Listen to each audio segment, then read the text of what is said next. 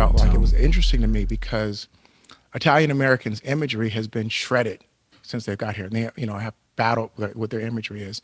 But two of the biggest filmmakers ever, Scorsese and Coppola, were like, fuck that. You know what I'm saying? We want to do the stories that we want to do and talk about the stories we liked growing up. And they went and told stories of mafia families and, wise guys and things like that. And I felt like, black people's imagery has been shredded. And we're constantly trying to worried about how we look and things like that. And but I felt like everything can't be Jackie Robinson. You know what I'm saying? Yeah. Everything's not going to be inspiring in aspects. Sometimes you inspire through execution. And so when I started thinking about the studio, one of the things I really want to do is I want to inspire through execution. I'm like, why are we not doing the true crime drama of, black gangs? You know what I'm saying? And like what it's like to, gang life in Los Angeles and New York and, Larry Davis and Felix Mitchell and, Monster Cody and, some of these stories. And I was like, there's a price to pay. All these guys usually end up dead or in jail. So it's not like you're glorifying it completely, but it's also super entertaining, unbelievably profitable in terms of like people want to go see them. I'm like, why have we not done this? And I think we haven't done it because we're so worried about how it will make us look and things like that. But I feel like I want to tell the stories that I remember growing up that really sort of like stuck to me. Why are we not doing our own musicals? We're the most musical people in the world. They almost never fail. Why are we not doing our own musicals? Why are we not doing satire?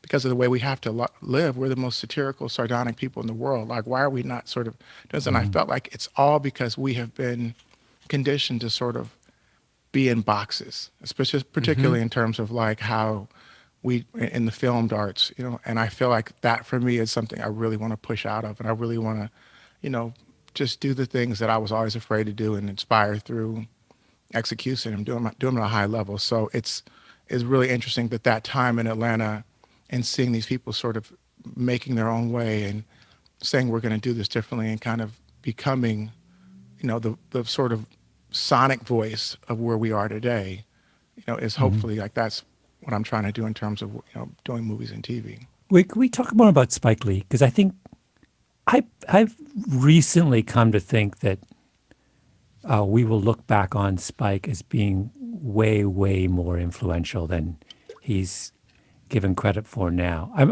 I was curious, both of you, but Pharrell in particular, did the stuff he was doing when you were a kid? So you're in your teens and he's starting to do really interesting things.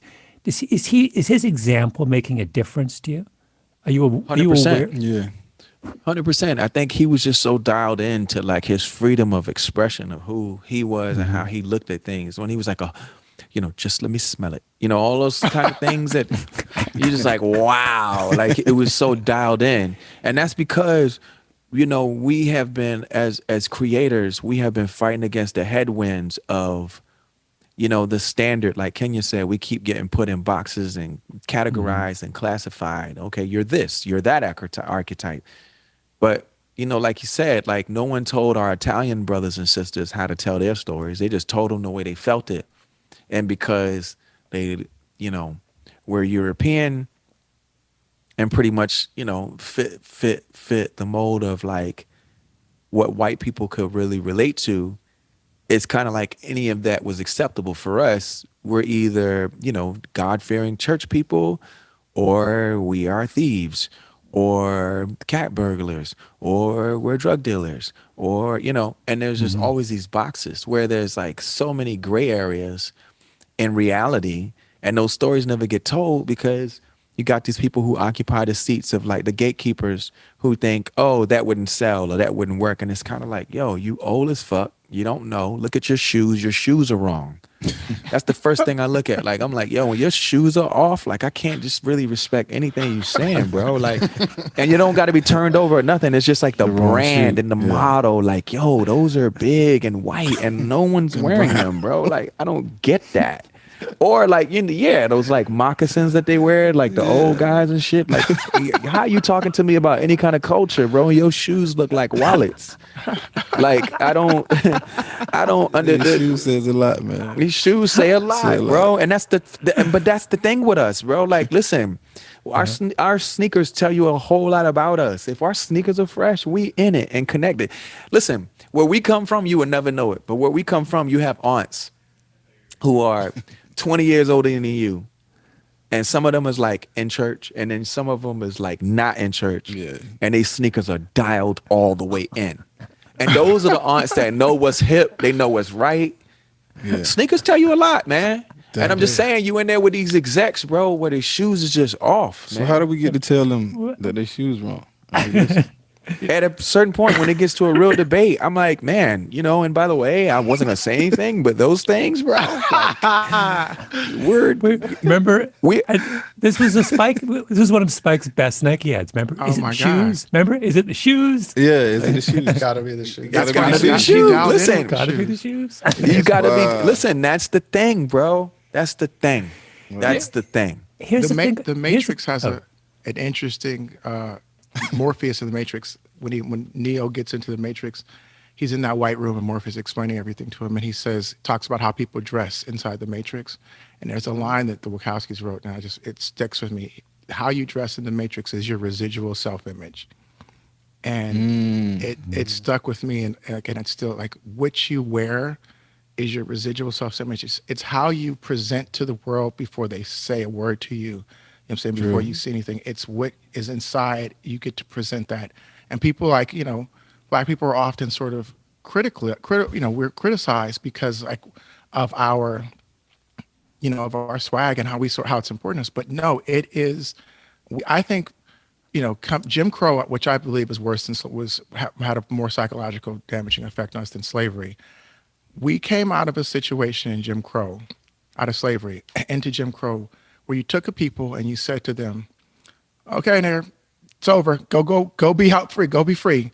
And one day we were in shackles and loincloths, and the next day we were in society. What else are you going to do but try to have a residual self-image that allows you to be accepted and tells people that you're not what they on Thursday were seeing you as? And so we dialed into this atmosphere of America, and we had to try to present very quickly a ideology of what we were that was different than you just saw us as. And so it became so tapped into who we were that we wanted to present our presentation, from our hair to our clothes and our sneakers, what was on our feet. We didn't have shoes. You know what I'm saying? So the idea of that for our culture is so bigger than we often want to give That's credit deep. to. That's deep. I agree with everything you said, with the exception of Jim Crow being worse than slavery. Well, I think- I have a philosophy for it, and I'll tell you why, but go ahead. And I get it. I get it. But there were things that were like during the slavery times, it was all, the gloves were off. You know what I mean? At least with Jim Crow, like you had a decent fighting chance to sort of speak up. At that point, we were not regarded as human beings. Remember, we were subhuman. The 3/5 compromise. We were legally Right, so- subhuman. But Well, I believe that I'm that saying the that's how they idea- considered us. But I believe that they still considered us that during Jim Crow, but now they I hid agree. it, which was worse. That's the part that I will say that Jim Crow is, for me personally, a harder thing, because when you were in slavery, you knew what it was. But there's nothing. It's that great Dave Chappelle joke where he says, he walked into the chicken restaurant and he said, the guy goes, let me guess, you want the chicken. He says, oh my God, how'd you know? Here, I thought I liked it because it was a delicious meat. I didn't know I was, genetically predisposed for it. That Southern racism where it's out in the open, that's, and Pharrell, like that's different than that racism where it's sort of hidden. Fine print. Yeah, I agree. I just think it's all evil. It's And I all don't it's know- all evil. I think slavery obviously was worse because of what was happening, but the psychological scars of Jim Crow are more yeah. so what we're still dealing with. I'm you know what agreeing. saying? I agree with that. I agree with that. OTHERtone.